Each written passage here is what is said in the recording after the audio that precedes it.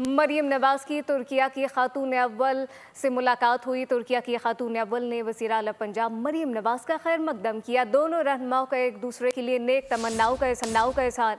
Maryam Nawaz बैनुल-अक़वामी conference में शिरकत के लिए अंतालिया में मौजूद हैं। वज़ीर आज़म मरियम नवाज आज कॉन्फ्रेंस से खिताब करेंगी। पंजाब में तालीम के फ़रोग़ और जमात के मंशूर पर रोशनी डाली जाएगी। तफ़सीलात क्या है, अफ़ज़ाल अब्बासी से जानते हैं। जी अफ़ज़ाल।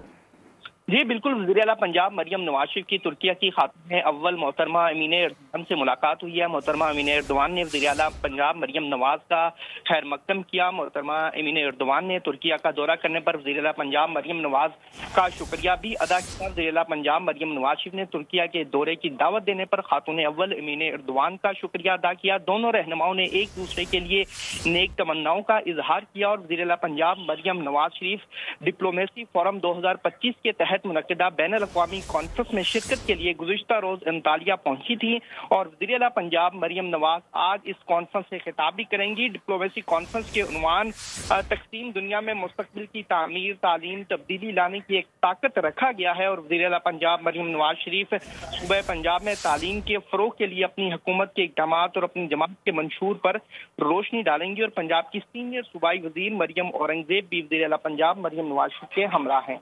जी अफ़ज़ाल अब्बासी, बहुत शुक्रिया। सब्सक्राइब करें और बेल दबाएं ताकि कोई खबर रह न जाए।